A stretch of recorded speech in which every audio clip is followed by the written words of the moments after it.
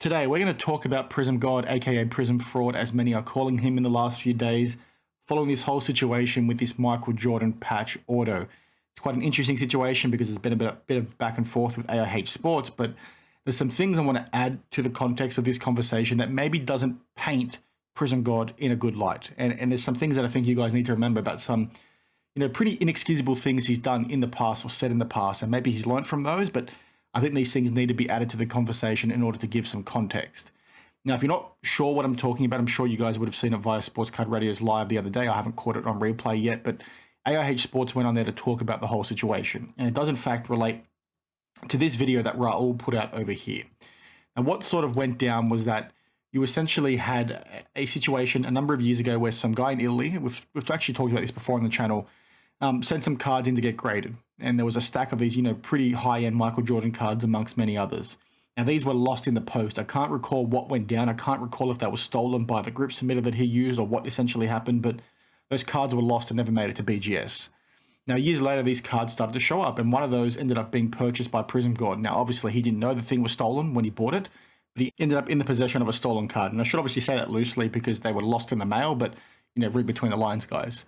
Now, from what I recall, and I'll just say this is allegedly at the stage, and you can go refer to Raul's video for the details, but essentially from what I recall, it involved InvestorCard in some capacity as well, and Enrico ended up finding out that this card was in the possession of somebody else, and he was working with these guys to try and get ownership of this card again. Now, if I recall correctly, this card didn't want to get moved from Prizm Gawd's hands because he, bought it fair and square in his mind, and he wanted to be, duly compensated for it. Now, given that, these cards were lost, I think it was back in 2014, so it's been a heck of a long time. There's like a statute of limitations, I presume. It's a long time. You can understand why people are maybe dragging their feet with the whole situation. But my understanding is that, Prizm Gawd basically didn't want to let that card go. Now, this is quite an unfortunate situation, and people like AIH Sports and a few others have been following up on this consistently to try and get this guy his cards back because, obviously owning that card, is a freaking awesome thing to have, especially if you had it during the boom, which is maybe what this guy wanted to do, because this could have been a six-figure card, during the boom, and now he didn't have it, so he couldn't sell it. So quite an unfortunate situation. Now, like I've sort of alluded to, what sort of happened over this, last couple of years since the card was, found, was that Enrico was trying to get it back in his hands, right? And the community was trying to get Prizm Gawd to maybe, work out a deal with him. And apparently things were happening in the background, conversations were happening in the background. Again, take my comments with a grain of salt. Check out Raul's videos for the detail. Now, what sort of happened in the last month, I want to say, maybe it's in the last few weeks, allegedly Prizm Gawd tried to trade this card with somebody at a card show. The person did the trade at the show and then came to realize that this card has a history and he didn't feel comfortable owning it, so they swapped the cards back. And what apparently happened, allegedly, as part of this process was that Prizm Gawd essentially said to this guy that he'd already worked out a deal with the original owner. The guy's name is Enrico. He'd already worked out a deal with him. So he's got his money back. The card's all well and clean. Now, apparently that's not the case, and it wasn't the case at the time. And they've come to a decision now on how to sort of get the card back in this guy's hands, is my understanding, or some sort of compensation. But at the time that that trade went down, this wasn't agreed, allegedly. So it's quite, an interesting situation, and apologies for the rundown, but what sort of happened since was that Raul had a conversation with Prizm Gawd, and that's what he talks to in this video over here. And I urge you guys and encourage you guys to check it out, because apparently, according to Raul, and again, these are his words, that Prizm Gawd was quite confrontational in that, discussion they had on the phone, and accused him of certain things and, try to deflect with certain things as well. And whilst it is only one side of the conversation, there's a few other things that maybe Prizm Gawd has done in the past that make it a little bit hard to sort of believe the guy in this instance. And again, that's just my opinion, but I want you guys to sort of let me know your thoughts. So it's a very weird conversation. So check out Raul's video. The guy was basically deflecting and all this sort of stuff, and he's come out since and basically said a few things like this. Do you understand the difference between a lost and stolen card? All that sort of stuff. He's actually going to have Enrico, who's the guy who owned these cards in the first place, on for an interview. But it's just an interesting thing. And the thing I want to clarify and give you guys some more context of is some things that Prizm Gawd has done in the past, supporting shill bidders, supporting trimmers, that I think makes it very hard to sort of believe what this guy's talking about right now. Now, if you guys don't recall, you remember the whole Shaywave log situation where he basically got caught shill bidding on his own cards. You had Prizm Gawd create a story like this. We talked about this 7 months ago, and he says, I just caught on to what the Shaywave Logs combo is. So if your card is on the open market, whether you're the current owner or not, you can't buy it back at reduced value. Interesting. I get the whole shill bidding piece, but that happens whether it's your card or not. If you love the card more than me, pay for it. which is him basically coming out and saying shill bidding is fine, right? This is essentially what Shayway Vlogs was, cancelled for. He lost sponsorships because of this. Yet this guy, who's quite pivotal within the hobby, right? He runs a pretty big card show. He's quite, strong from an influential perspective, like he's interacting with Jeff Wilson and all this kind of stuff. And he's coming out and trying to say that shill bidding's okay. Like that's insane to me. That doesn't make any sense. It's laughable.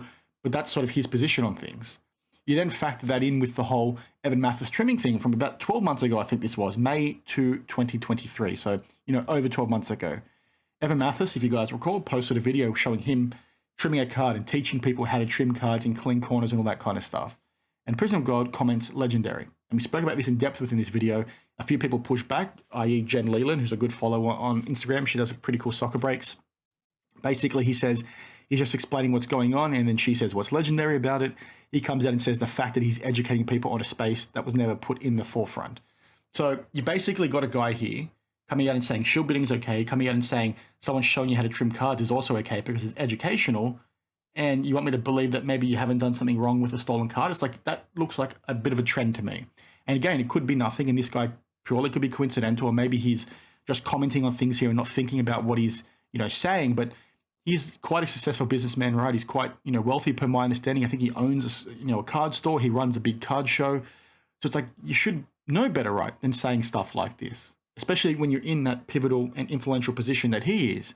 So when you've got like accusations coming towards you about, lying about working out a deal with the original owner of the card, and you're trying to trade it to somebody at a show to maybe clean your hands of it, that sort of fuels the fire when they're seeing comments from you and those other things.